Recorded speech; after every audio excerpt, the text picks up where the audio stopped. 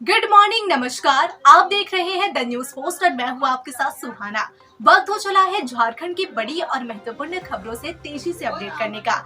लेकिन इससे पहले अगर आपने द न्यूज पोस्ट को सब्सक्राइब नहीं किया है तो सबसे पहले इस चैनल को सब्सक्राइब करें और बेल आइकन पर क्लिक करें ताकि आपको मिलती रहे बड़ी खबरें सबसे पहले। तो चलिए बिना देरी किए शुरू करते हैं आज के मुख्य समाचार से। धनबाद एंटी करप्शन की टीम ने गिरिडीह के जमुआ प्रखंड के रोजगार सेवक राजेश कुमार को 5,000 रुपए लेते रंगे हाथों गिरफ्तार कर लिया। घूस को रोजगार सेवक राजेश कुमार को जमुआ के सकटडीहा से पकड़ा गया। इस आरोपी ने मनरेगा योजना में एक लाभुक से लंबित भुगतान के लिए 5,000 रुपए की मांग की थी। लिहाजा लाभुक ने मामले की जानकारी धनबाद एसीबी को दी।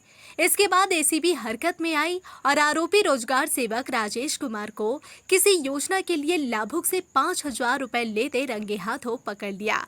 अब एसीबी की टीम अपने साथ धनबाद ले गई। इस कार्रवाई के बाद जमुआ प्रखंड में भी अफरा तफरी मच गई। जानकारी के अनुसार जमुआ प्रखंड विकास पदाधिकारी अमन जी ने 1 माह पहले इस आरोपी रोजगार सेवक राजेश कुमार को जमुआ के टीकामघा से किसी दूसरे पंचायत में तबादला कर दिया था, लेकिन इस भ्रष्ट रोजगार सेवक ने प्रभार नहीं संभाला, इसलिए वह इसी पंचायत में बना रहा। राजधानी रांची के गोंदा थाना क्षेत्र में हुए रमेश उरांव हत्याकांड का पुलिस ने खुलासा कर लिया है। इस हत्या के पीछे कोई और नहीं बल्कि रमेश की पत्नी निकली है। पुलिस ने रमेश की पत्नी, प्रेमी और उसके सहयोगी को गिरफ्तार कर जेल भेज दिया है। साथ ही इस पूरे मामले का चौंकाने वाला खुलासा किया है। डीआईजी सह रांची एसएसपी चंदन कुमार सिन्हा ने प्रेस वार्ता कर पूरे मामले की जानकारी दी है। पुलिस के मुताबिक इस हत्याकांड के पीछे प्रेम प्रसंग सामने आया है। रमेश उरांव जमीन का कारोबार करता था। इस कारोबार के सिलसिले में उसके घर हमेशा शाहिद अंसारी आता जाता रहता था। इसी बीच उसकी नजर रमेश की पत्नी पर पड़ी। अब यहाँ से उसका मोटिव बदल गया। अब घर काम के लिए नहीं बल्कि उसकी पत्नी के लिए पहुँचने लगा। इसी बीच तन्नू लकड़ा पर पति को शक हुआ। आखिर यह कहाँ जाती है, क्या करती है? इसके बाद उसे समझ आया कि शाहिद और उसकी पत्नी के बीच कुछ गड़बड़ चल रहा है। इसे लेकर उसकी पत्नी के साथ नोकझोंक शुरू हुई। बस यही वजह से पत्नी ने प्लान तैयार किया और एक साजिश के तहत अपने पति की हत्या प्रेमी के हाथों करवा दिया। 11 जून को राष्ट्रपति द्रौपदी मुर्मू एक बार फिर देवघर आएंगी। एयरपोर्ट पर उतरने के बाद वह बाबा मंदिर में पूजा अर्चना करेंगी। सर्किट हाउस में कुछ देर आराम करने के बाद वह देवीपुर स्थित एम्स जाएंगी, जहां वह दीक्षांत समारोह में मुख्य अतिथि के तौर पर उत्तीर्ण मेडिकल छात्रों को प्रमाण पत्र देंगी। उम्मीद है कि राष्ट्रपति उस दिन एम्स में इमरजेंसी सेवा का शुभारंभ कर सकती है। राष्ट्रपति के संभावित कार्यक्रम को देखते हुए उनकी सुरक्षा में लगे सुरक्षा कर्मियों ने एम्स परिसर और कार्यक्रम स्थल का निरीक्षण किया। डीजीपी अनुराग गुप्ता को लेकर बड़ी खबर सामने आ रही है। केंद्रीय गृह मंत्रालय ने राज्य सरकार को फिर से पत्र भेजा है, जिसमें अनुराग गुप्ता को डीजीपी के पद से हटाने की बात कही गई है। केंद्रीय गृह मंत्रालय ने कहा कि 30 अप्रैल 2025 से डीजीपी के तौर पर अनुराग गुप्ता की नियुक्ति विधि सम्मत नहीं है, इसलिए उस दिन से वे सेवानिवृत्त माने जाएंगे। बता दें कि इससे संबंधित पहले भी 2 बार केंद्रीय गृह मंत्रालय ने राज्य सरकार को पत्र भेज चुके हैं। वहीं केंद्र द्वारा डीजीपी अनुराग गुप्ता के सेवा विस्तार पर रोक लगाने के बाद राज्य सरकार ने इस मुद्दे पर कानूनी राय लेने के बाद अपना जवाब भेजा था। 30 अप्रैल 2025 को केंद्र सरकार के आदेश पर असहमति जताया था। केंद्र को भेजे गए जवाब में डीजीपी की नियुक्ति के लिए राज्य सरकार द्वारा बनाए गए नियम को सही बताया गया और कहा है कि सरकार द्वारा बनाया गया नियम सुप्रीम कोर्ट के दिशा निर्देशों के अनुरूप है।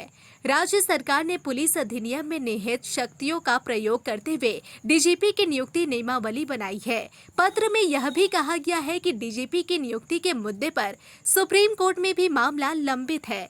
कोर्ट को अभी यह तय करना है कि अनुराग गुप्ता की नियुक्ति नियमों के अनुरूप है या नहीं। इसलिए इस मुद्दे पर कोर्ट का फैसला आने से पहले ही उन्हें पद से हटाना सही नहीं है। झारखंड के मुख्यमंत्री हेमंत सोरेन ने 27 जुलाई 2024 को पुलिस महानिदेशक यानी डीजीपी बनाया था। अनुराग गुप्ता ने अजय कुमार सिंह से प्रभार लिया था, लेकिन विधानसभा चुनाव में चुनाव आयोग ने प्रभारी डीजीपी के पद से अनुराग गुप्ता को हटा दिया था। विधानसभा चुनाव में सरकार गठित होने के बाद तुरंत मुख्यमंत्री हेमंत सोरेन ने अनुराग गुप्ता को डीजीपी पद पर फिर से तैनात कर दिया। मध्य प्रदेश के रतलाम में गुजरात जा रही बिहार एसटीएफ की गाड़ी दिल्ली मुंबई 8 लेन एक्सप्रेसवे पर पलट गई। इस हादसे में एसटीएफ के सब इंस्पेक्टर मुकुंद मुरारी और कांस्टेबल विकास कुमार की मौत हो गई, जबकि 4 घायल हो गए। वहीं एक की हालत गंभीर है और उसे इंदौर रेफर कर दिया गया। बाकी घायल Santosh Kumar sub inspector, Jeevdhari Kumar constable, Mithilesh Paswan constable, Ranjan Kumar constable को रतलाम मेडिकल अस्पताल लाया गया। बताया जा रहा है कि एसटीएफ के जवान स्कॉर्पियो में सवार होकर गया से गांधीधाम दबिश देने जा रहे थे। इसी दौरान रतलाम में हादसा हुआ।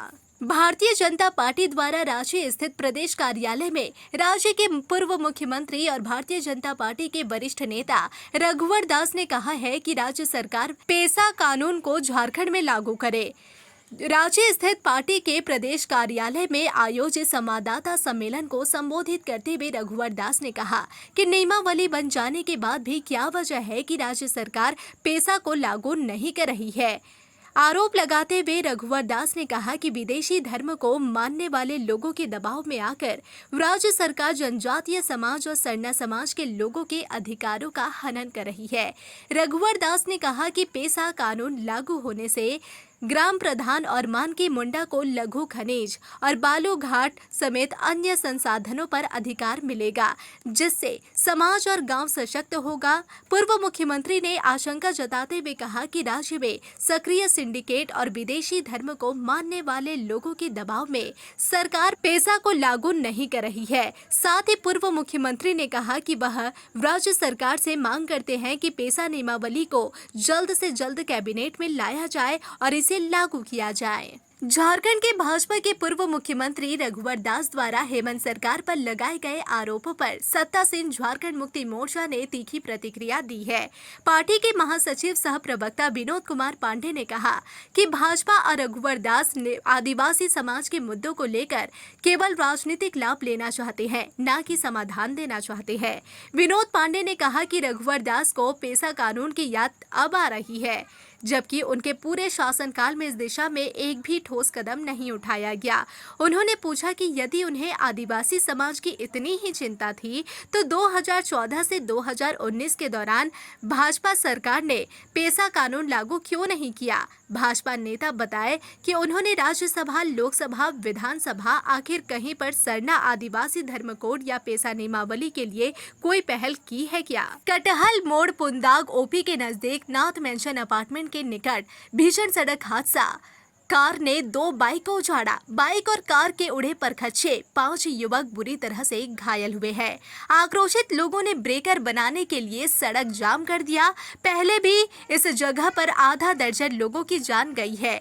ओपी प्रभारी के आश्वासन के बाद सड़क जाम को हटाया जा सका है। तहफूज ए वक्फ कमेटी हुसैनाबाद की बैठक गयासुद्दीन सिद्दीकी के आवासीय परिसर में हुई। बैठक की अध्यक्षता अब्दुल मन्नान खान ने की। बैठक में पूर्व की बैठक की समीक्षा की गई। सदर के दिवंगत होने की स्थिति में नए सदर का चुनाव किया गया। सर्वसम्मति से अबू नसर सिद्दीकी को सदर चुना गया। कमेटी के सेक्रेटरी मसरूर अहमद ने कहा कि मुस्लिम पर्सनल लॉ की गाइडलाइन में कहा गया है कि वक्फ क्या है, नए वक्फ कानून में क्या खामियां है, इसकी जानकारी सभी को होना चाहिए। उन्होंने कहा कि इसके लिए समाज के सभी वर्ग के प्रबुद्ध लोगों के साथ बैठकर लोगों को सही बात बताने की जरूरत है। इसी उद्देश्य से राउंड टेबल मीटिंग करने की जरूरत है। सर्वसम्मति से 15 जून को हुसैनाबाद एवं 22 जून को हैदरनगर में राउंड टेबल मीटिंग का निर्णय लिया गया। इसे सफल बनाने के लिए प्रखंडों से 5-5 लोगों को चुना गया है। चुने गए लोग बैठक का स्थान व्यवस्था के साथ साथ लोगों को आमंत्रित करने का काम भी करेंगे। बैठक में अली अहमद खान, जाफर खान, शकील अहमद, गयासुद्दीन सिद्दीकी, पंचम खान आलम, चंगेज अहमद, मेहताब खान, हाजी नूरुल्लाह खान, अफरोज अहमद सिद्दीकी के अलावा कई लोग मौजूद थे। धनबाद का प्रशासनिक चेहरा बदल गया। आदित्य रंजन ने नए डीसी का पदभार ग्रहण किया तो बुधवार को धनबाद के पुलिस कप्तान का चेहरा भी बदल गया। प्रभात कुमार नए कप्तान के रूप में कार्यभार ग्रहण कर लिए। झारखंड में आईएएस अधिकारियों के बड़े पैमाने पर तबादले के बाद मंगलवार को 48 पुलिस अधिकारियों की ट्रांसफर पोस्टिंग की गई। पुलिस मुख्यालय से लेकर रेंज और जिले में नए लोगों को जिम्मेदारी दी गई। नए एसएसपी प्रभात कुमार ने एसपी जनार्दनन से कार्यभार ग्रहण किया। यह संयोग ही कहा जाएगा कि पाकुड़ में भी प्रभात कुमार ने ही एसपी जनार्दनन से कार्यभार ग्रहण किया था, तो धनबाद में भी प्रभात कुमार ही उनको रिप्लेस किए हैं। प्रभात कुमार साल 2014 बैच के आईपीएस अधिकारी है। 2016 में वह बागमारा के एसडीपीओ रह चुके हैं। प्रभात कुमार फिलहाल पाकुड़ में एसपी के रूप में कार्य कर रहे थे। प्रभात कुमार रामगढ़ के एसपी और जमशेदपुर में एसएसपी की भी जिम्मेदारी संभाल चुके हैं। धनबाद के कारोबारियों का धैर्य टूट गया। बिजली संकट से परेशान कारोबारी धंधा कारोबार छोड़कर बिजली जीएम कार्यालय पहुंच गए। महाप्रबंधक से उन्होंने अनुरोध किया कि निर्बाध बिजली देकर हम लोगों को बचा लिया जाए, अन्यथा कारोबार चौपट हो जाएगा। कारोबारियों ने महाप्रबंधक से न केवल रेगुलर बिजली सप्लाई की मांग की, बल्कि स्मार्ट मीटर, नियमित बिजली बिल नहीं आने समेत अन्य शिकायतें भी दर्ज की। सवाल किया कि विदेशों को भी रोशन करने वाला धनबाद के साथ यह सौतेला बर्ताव आखिर क्यों? महाप्रबंधक ने भरोसा दिलाया कि कुछ तकनीकी गड़बड़ियां थी जो अगले 1-2 दिन में ठीक कर ली जाएंगी। उसके बाद धनबाद में जीरो कट बिजली की आपूर्ति संभव हो पाएगी। पाकुड़ जिले के 1500 परिवारों के लिए एक नई सुबह लेकर आया, उम्मीदों और सपनों से भरा हुआ। वर्षों से कच्चे मकानों में रह रहे इन परिवारों ने आज पहली बार अपने अबुआ आवास यानी अपने पक्के मकान में कदम रखा। पाकुड़ प्रखंड के रामचंद्रपुर गांव में 4 लाभार्थियों ने गृह प्रवेश किया। कार्यक्रम में विधायक निसात आलम, उपायुक्त मनीष कुमार, उप विकास आयुक्त महेश कुमार संथालिया, सांसद प्रतिनिधि, जिला परिषद सदस्य, कांग्रेस जिला अध्यक्ष और मुखिया समेत कई जनप्रतिनिधि मौजूद थे। उन्होंने फीता काटकर और नारियल फोड़कर लाभार्थियों का गृह प्रवेश कराया। गृह प्रवेश के समय लाभुकों की आंखों में आंसू थे, खुशी के, संतोष के और एक नए जीवन की शुरुआत के। एक लाभुक ने भावुक होकर कहा, सरकार ने हमारे सपनों को छत दी है। पहले कच्चे घर में रहते थे, हर बरसात डर के साथ गुजरती थी। आज हमें अपना पक्का घर मिला है। दिल से धन्यवाद मुख्यमंत्री और जिला प्रशासन को।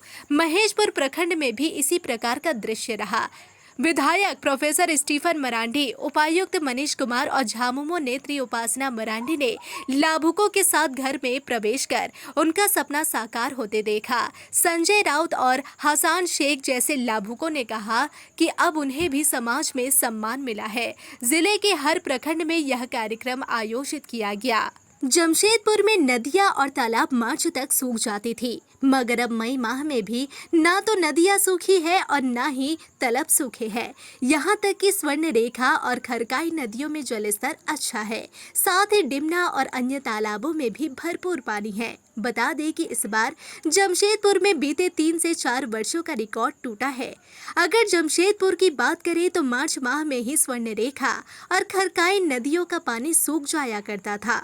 वहीं इलाके का तालाब और डिमना का जलस्तर भी नीचे चला जाया करता था। मगर इस वर्ष ना तो दोनों नदियां सूखी और ना ही इलाके के तालाब सूखे और ना ही डिमना का जलस्तर कम हुआ। बता दें कि इस बार 10 से 12 दिनों तक ही शहर में गर्मी का एहसास हुआ है। उसके बाद बारिश होने से शहर में ना तो गर्मी ठीक से पड़ी और ना ही गर्मी में लू चली। जमशेदपुर के नए एसएसपी के रूप में पीयूष पांडे ने आज अपना पदभार संभाल लिया है। उन्होंने वर्तमान एसएसपी किशोर कौशल से पदभार लिया है। सीनियर एसपी का पदभार ग्रहण करने के बाद पीयूष पांडे ने कहा कि जमशेदपुर में यह मेरी दूसरी पोस्टिंग है। मैं 2014 बैच का आईपीएस अधिकारी हूं। इससे पहले मैं चाईबासा, लातेहार, धनबाद, साथ ही जमशेदपुर में भी मैं ग्रामीण एसपी के तौर पर कार्य कर चुका हूं। ऐसे में मेरी पहली प्राथमिकता होगी कि आम लोगों की पहली सुरक्षा प्रदान करूं और क्राइम पर लगाम मेरी पहली प्राथमिकता होगी। साथ ही साल 2019 में लोकसभा और विधानसभा चुनाव को सभी के सहयोग से हमने कंडक्ट भी कराया था। वहीं वर्तमान सीनियर एसपी किशोर कौशल ने बताया कि जमशेदपुर में मेरा कार्यकाल अच्छा रहा है। सभी पदाधिकारी का मुझे सहयोग मिला है। साथ ही सामाजिक संगठन, फिर चाहे चैम्बर की बात हो या राजनीतिक दलों की बात हो, सभी का सहयोग अच्छा रहा। खासकर मुझे जमशेदपुर की जनता का सहयोग काफी मिला है, जिन्होंने मुझे काम करने के लिए हमेशा प्रोत्साहित किया। वहीं हमें उम्मीद है कि आगे भी जनता का सहयोग नए सीनियर एसपी को मिलता रहेगा। देवघर में एक बार फिर से सरेआम गोलीबारी की घटना हुई है। यह घटना जिला के रिखिया थाना क्षेत्र के पुंसिया में घटी है। बताया जा रहा है कि स्थानीय निवासी मनु राउत सड़क पर अपने स्कूटी पर बैठा था। तभी कुछ युवक इसके पास आए और सड़क से स्कूटी हटाने की बात कही। इसी बीच दोनों में बहसा बहसी शुरू हो गई और देखते ही देखते मनु राउत को पिस्तौल सटाकर गोली मार दी गई। गोली मनु राउत के बाएं हाथ में लगी है। वहीं गोली की घटना को अंजाम देने के बाद अपराधी मौके से फरार हो गए। इधर स्थानीय लोगों की मदद से घायल मनु राउत को सदर अस्पताल ले जाया गया, जहां उसका इलाज किया जा रहा है। हालांकि चिकित्सक के अनुसार मनु खतरे से बाहर है। वहीं दूसरी ओर पुलिस मनु राउत के बयान के आधार पर आगे की कार्रवाई में जुट गई है और फरार अपराधियों की तलाश कर रही है। देवघर में भारतीय जनता पार्टी की ओर से देवी अहिल्याबाई होलकर की 300वीं जयंती वर्ष पर गोष्ठी का आयोजन किया गया और महिला मोर्चा के नेतृत्व में शिवलिंग शोभा यात्रा निकाली गई। यह शोभा यात्रा शिवलोक परिसर से बाबा मंदिर तक निकाली गई। कार्यक्रम में भाजपा कार्यकारी अध्यक्ष डॉक्टर रविंद्र राय, प्रदेश उपाध्यक्ष बाल मुकुंद सहाय, पूर्व मंत्री और विधायक नीरा यादव, पार्टी की राष्ट्रीय महिला नेत्री नीतू दबास, मोर्चा की प्रदेश अध्यक्ष आरती सिंह समेत बड़ी संख्या में महिलाएं उपस्थित रही। देवी अहिल्याबाई होलकर की 300वीं जन्म जयंती के अवसर पर महिला शक्ति के उत्थान में उनके योगदान को याद करने और उनका अनुसरण करने के उद्देश्य से आज बाबा धाम में यह शिवलिंग यात्रा निकाली गई। भागलपुर राजेंद्र नगर टर्मिनल से बांका जा रही पैसेंजर ट्रेन में एक बड़ी वारदात होते होते रह गई, जब एक शातिर चोर ने एक यात्री का महंगा मोबाइल फोन और बैग चुराने की कोशिश की। यह घटना बरियारपुर स्टेशन के पास हुई, लेकिन समय रहते यात्रियों की सतर्कता ने बड़ी चोरी को नाकाम कर दिया। जानकारी के अनुसार ट्रेन में सफर कर रहे एक यात्री का आईफोन और बैग, जिसमें लगभग 30,000 रुपए नकद थे, एक युवक लेकर भाग रहा था। जैसे ही यात्री ने बैग और मोबाइल गायब पाया, उसने शोर मचाया। इसके बाद अन्य यात्रियों ने भी सतर्कता दिखाई और ट्रेन में मौजूद लोगों की मदद से उस युवक को रंगे हाथों पकड़ लिया गया। सबसे अहम बात यह रही कि यात्रियों ने कोई समय नहीं गंवाया और चलती ट्रेन में ही उस चोर की जमकर धुनाई कर दी। चोर को किसी तरह ट्रेन के अगले डिब्बे में लाया गया, जहां उसे यात्रियों ने काबू में रखा और तुरंत रेलवे पुलिस फोर्स यानी आरपीएफ को सूचित किया गया। जब चोर से पूछताछ की गई तो उसने अपना नाम राहुल कुमार बताया।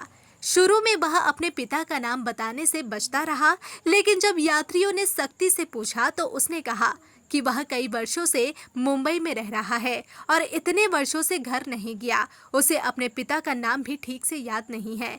उसने अनिश्चित रूप से अपने पिता का नाम रामजी देव बताया।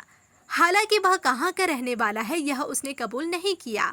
इस पूरी घटना का वीडियो भी कुछ यात्रियों ने अपने मोबाइल फोन से रिकॉर्ड कर लिया, जो अब सोशल मीडिया पर तेजी से वायरल हो रहा है। घटना के बाद जैसे ही ट्रेन भागलपुर पहुंची, वहां चोर को रेलवे सुरक्षा बल के हवाले कर दिया गया। रेलवे पुलिस ने तत्काल उसे रेलवे थाना में ले जाकर पूछताछ शुरू कर दी। पुलिस इस बात की भी जांच कर रही है कि कहीं आरोपी किसी संगठित गिरोह का हिस्सा तो नहीं है। रेलवे प्रशासन और आरपीएफ ने यात्रियों की सतर्कता की सराहना की है और कहा है कि आम लोगों की सजगता ही ऐसे अपराधों पर रोक लगाने में सहायक हो सकती है।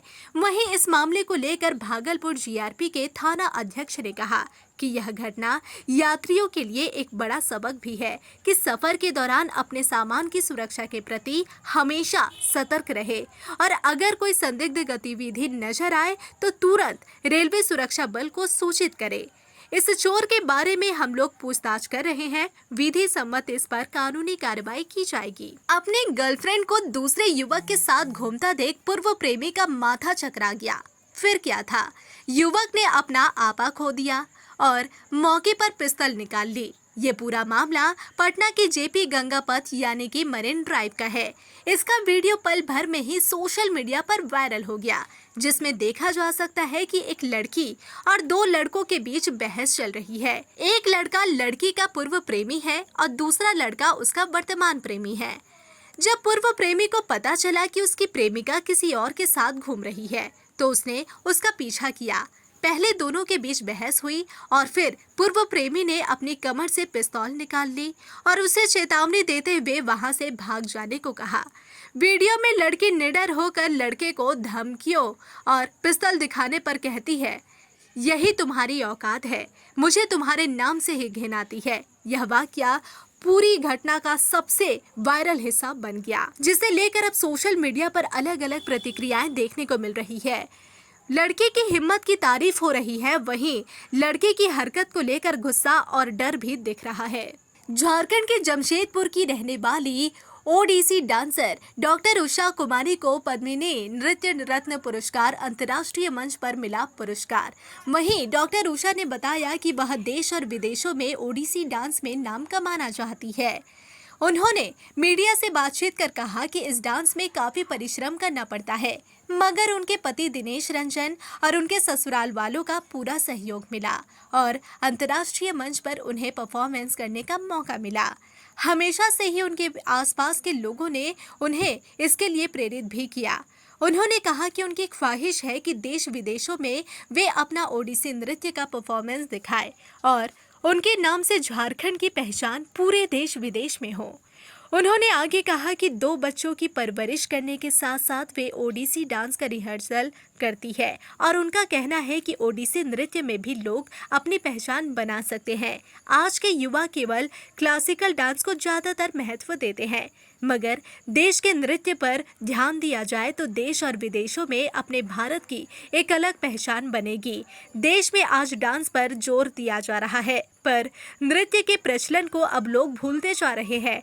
ऐसे में जरूरत है इस कला का और प्रचार करने की। बिहार के आरा में महज 5 कट्ठा जमीन के विवाद को लेकर एक भतीजे ने अपने ही चाचा समेत 2 लोगों को गोली मार दी, जहां गोली लगने से दोनों बुरी तरह से जख्मी हो गए और दोनों को परिजन और मौजूद स्थानीय लोगों के द्वारा तत्काल इलाज के लिए आरा शहर के एक निजी क्लिनिक में भर्ती कराया गया। वहीं फिलहाल घायल दोनों लोगों की हालत गंभीर बनी हुई है। इधर घटना जिले के नारायणपुर थाना क्षेत्र के अहीले गांव में मंगलवार की देर शाम की है। खूनी वारदात की सूचना मिलते ही पुलिस मौके पर पहुंची और पूरे मामले की छानबीन शुरू कर दी है। घायलों में नारायणपुर थाना क्षेत्र के 35 वर्षीय गजेंद्र कुमार है, जो दिल्ली में प्राइवेट जॉब करते हैं और हाल फिलहाल पट्टीदार के यहां शादी में अपने घर आए थे, जबकि दूसरा घायल उसी गांव का रहने वाला 38 वर्षीय सिंटू कुमार है। जख्मी सिंटू कुमार पेशे से चालक है और उसकी मां अहीले पंचायत की सरपंच भी है। बड़ी खबर चाईबासा से सामने आ रही है, जहां नक्सलियों ने 1.5 टन विस्फोटकों से लदा ट्रक लूट लिया है, जिसके बाद ओडिशा और झारखंड बॉर्डर पर पुलिस अलर्ट है। घटना को लेकर बताया जा रहा है कि ट्रक में विस्फोटक भरा हुआ था और वह राउरकेला के केबलांग थाना क्षेत्र से होते हुए बाको पत्थर खदान की ओर जा रहा था। इसी दौरान नक्सलियों ने ट्रक को रोक लिया और उसके चालक को बंधक बनाकर ट्रक को जबरन झारखंड के सारंडा के घने जंगल की ओर ले गए और विस्फोटकों समेत ट्रक को लूट लिया। हालांकि कुछ घंटों बाद ट्रक चालक को छोड़ दिया गया। आपको बता दें कि ट्रक और विस्फोटक के बारे में अब तक कोई सुराग नहीं मिल पाया है। मामले की गंभीरता को देखते हुए रात में ही सारंडा वन क्षेत्र में बड़े पैमाने पर सर्च अभियान शुरू किया गया। इस वर्ष IPL 2025 का फाइनल मैच 3 जून को अहमदाबाद के नरेंद्र मोदी स्टेडियम में खेला जाएगा। इसी मौके पर BCCI ने भारतीय सशस्त्र बलों को समर्पित करने का निर्णय लिया है। बता दें कि यह सम्मान विशेष रूप से हाल ही में हुए ऑपरेशन सिंदूर के सफलता को समर्पित है। 3 जुलाई को नरेंद्र मोदी स्टेडियम में एक समारोह का आयोजन किया जा रहा है, जहां भारतीय सेना, नौसेना और वायुसेना के प्रमुखों को आमंत्रित किया गया है। इसके अलावा एक विशेष सैन्य बैंड प्रदर्शन भी आयोजित किया जाएगा। यह पहल उस समय की गई है जब IPL को पहलगाम हमले के बाद अस्थायी रूप से रोक दिया गया था, जिससे राष्ट्रीय सुरक्षा और सशस्त्र बलों के प्रति सम्मान का संदेश दिया गया। इसे लेकर BCCI के सचिव जय शाह ने इस पहल को देशभक्ति और क्रिकेट के संगम का रूप कहा है। साथ ही उन्होंने कहा कि यह समारोह न केवल क्रिकेट लवर्स के लिए बल्कि पूरे देश के लिए गर्व का क्षण होगा। धनबाद स्थित भारत कोकिंग कोल लिमिटेड यानी BCCL को जल्द ही नया चेयरमैन कम मैनेजिंग डायरेक्टर यानी CMD मिलने वाला है, जहां देश की कोयला उत्पादक कंपनी कोल इंडिया की सबसे बड़ी सहायक कंपनी BCCL के CMD का चयन 12 जून को हो सकता है। बता दें कि लोक उद्यम चयन परिषद की ओर से इंटरव्यू के लिए 12 जून की तिथि घोषित की गई है। CMD के लिए जमा किए गए आवेदनों में से 12 को शॉर्टलिस्ट किया गया है, उन्हें इंटरव्यू के लिए बुलाया गया है। पिछले कुछ दिनों से झारखंड के मौसम का मिजाज बदला हुआ नजर आ रहा है। जहां मौसम पूरी तरह से लोगों पर मेहरबान है, वहीं आज कुछ जिलों में भारी बारिश की संभावना है। मौसम विभाग की माने तो बंगाल की खाड़ी में निम्न दबाव बनने की वजह से आज झारखंड पर मौसम का व्यापक असर देखा जाएगा, जहां कुछ जिलों में गरज के साथ भारी बारिश होगी, वहीं वज्रपात की भी संभावना है। इसे देखते हुए मौसम विभाग की ओर से येलो अलर्ट जारी कर दिया गया और लोगों को सावधान रहने की चेतावनी दी गई है।